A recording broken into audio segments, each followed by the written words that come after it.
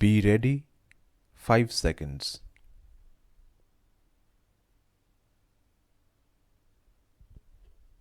The Council will also be continuing to administer the funds as per the provisions of Section 18, and there will be no government role in that as well.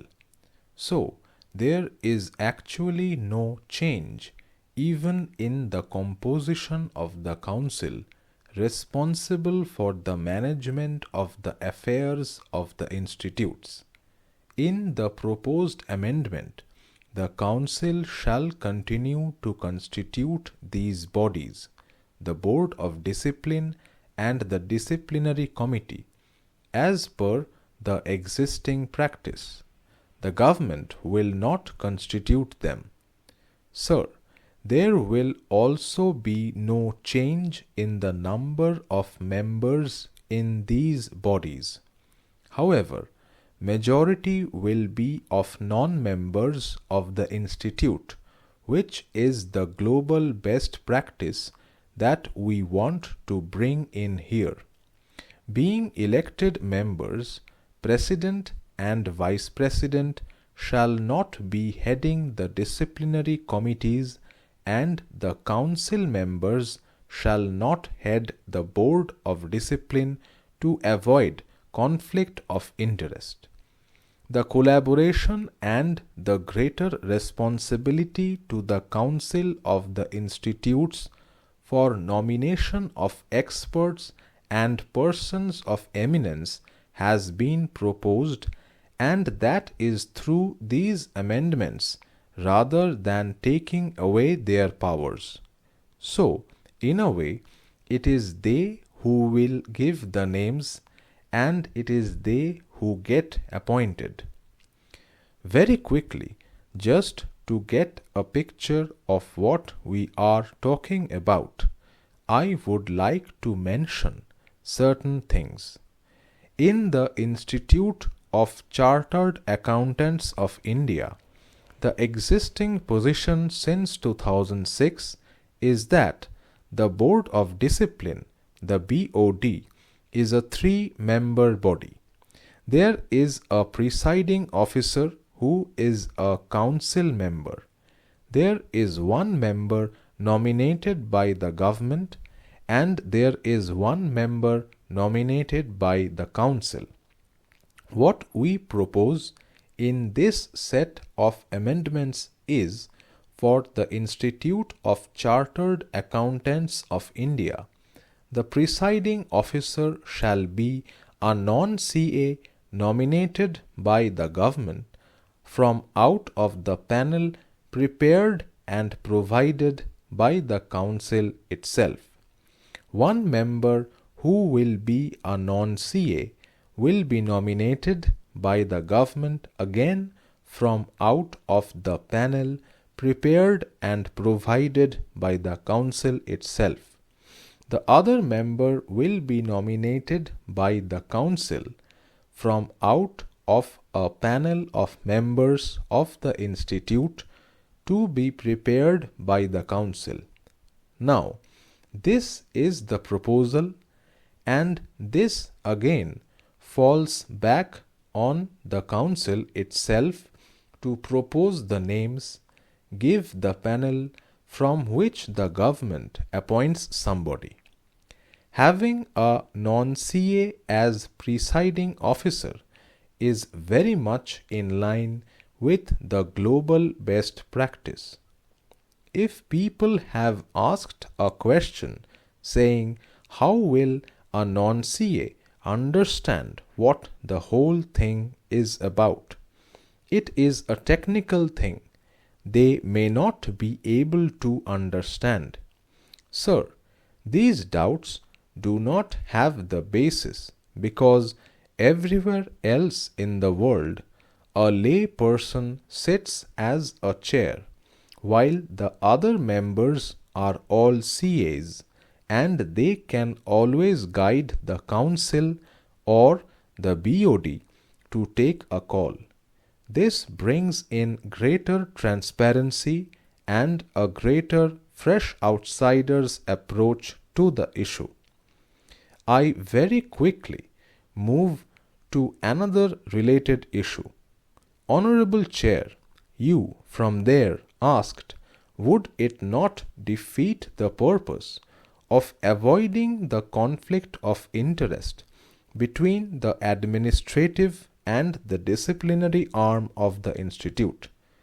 It is a very relevant question.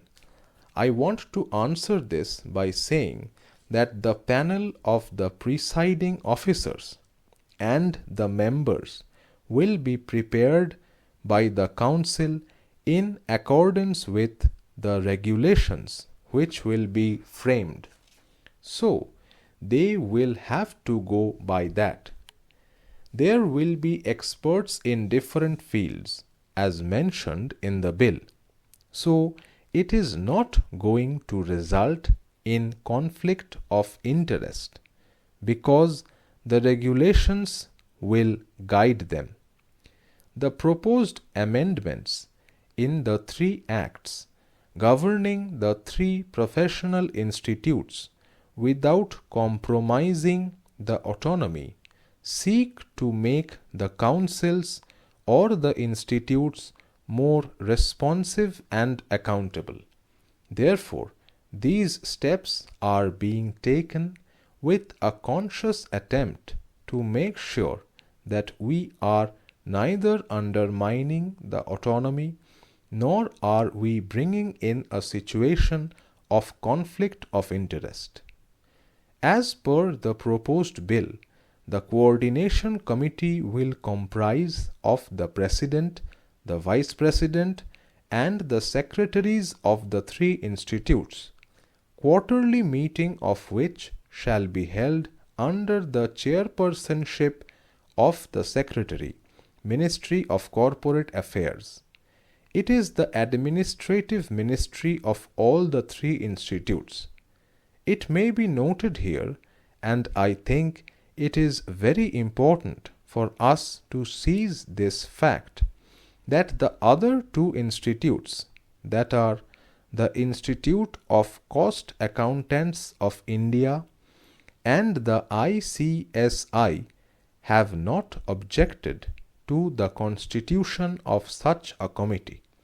After all, when we did the stakeholders' consultation, all the institutes gave their respective inputs. Sir, the constitution of a coordination committee has been proposed for the development and harmonization of the 3 professions. Therefore, this is not going to undermine them. In fact, if I can move quickly to give comparable examples, IIMs among themselves have a coordination committee. The IITs also have a coordination committee among themselves. These have actually been very effective in having greater synergy among these institutes. In fact, if I may highlight, the coordination committee of the IITs is headed by the minister himself. So, this worry that only the person with expertise and experience in that field can sit as a chairman is completely disproved. Globally, the auditors who deal with public interest entities are regulated by independent regulators. So, even in India, we set up in 2018 the NFRA, the National Financial Reporting Authority. I think we are only matching ourselves with the global best practices. There is nothing to worry if we are undermining our institutions. On the contrary, we will be strengthening them because there is greater independence, greater transparency, and greater outsider looking into the affairs of the bodies. As I said earlier, the International Forum of Independent Audit Regulators, which is a body which had come into existence sometime in 2006, has been suggesting these, and we are only aligning ourselves with the global best practice.